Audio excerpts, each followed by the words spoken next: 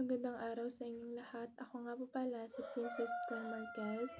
Ngayon ay aking tatalakayin na patungkol sa LGBTQ or paano umusbong ang LGBTQ hindi lang sa Pilipinas kundi pati sa buong mundo.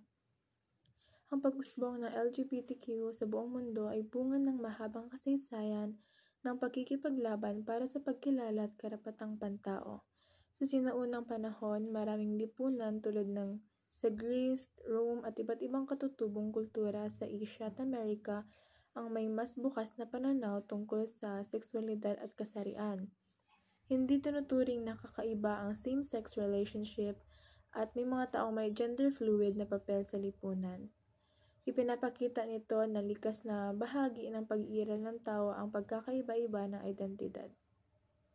Ngunit nang dumating ang kolonyalismo at lumaganap ang konserbatibong relihiyon, lalo ng Kristyanismo, nagbago ang pagtingin. Ipinataw mahigpit na batas at doktrina laban sa homoseksualidad, dahilan upang mawala ang dating pagtanggap at papalitan ito ng stigma at paniniwalang immoral ang pagiging LGBTQ.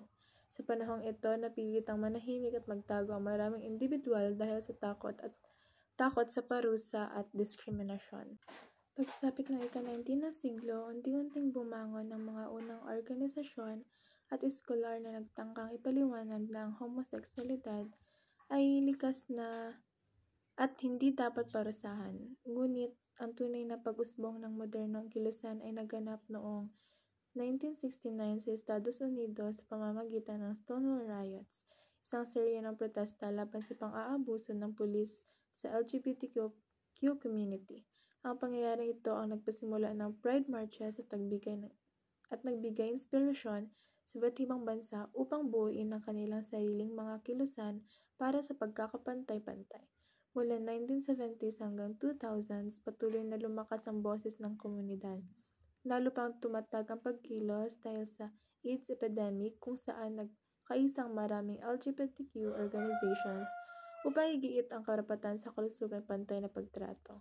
Sa paglipas ng panahon, unti-unting nagpatupad ang maraming bansa ng mga batas tulad ng anti-discrimination policies, same-sex marriage at gender recognition laws na nagbigay ng mas malawak na proteksyon at pagkilala sa LGBTQ na individual.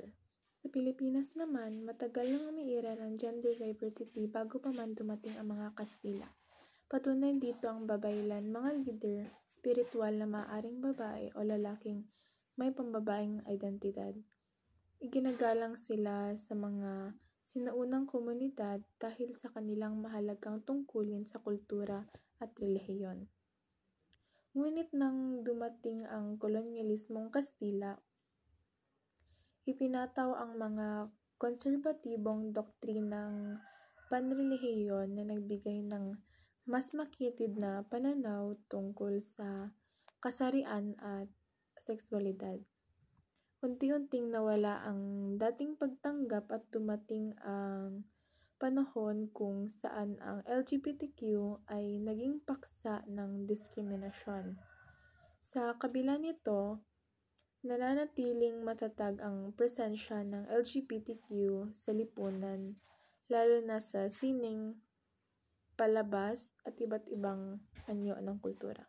Noong 1970 hanggang 1990, unti-unting nabuo ang mga organisasyong nagtatanggol sa karapatan ng LGBTQ at nagkaroon ng mas malawak na diskusyon higil sa diskriminasyon at karapatang pantao.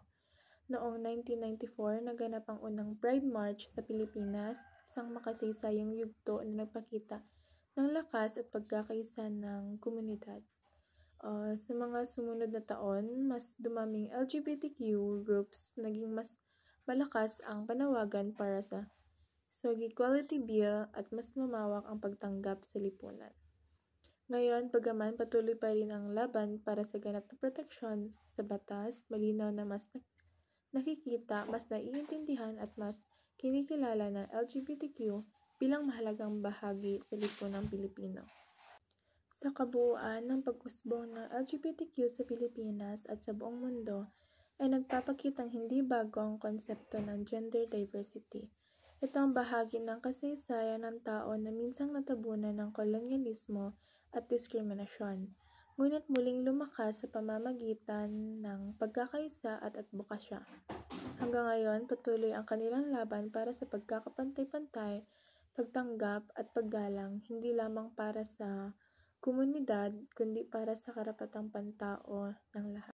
Muli, ako po si Princess Con Marquez mula sa Baitang 10, Sicarang.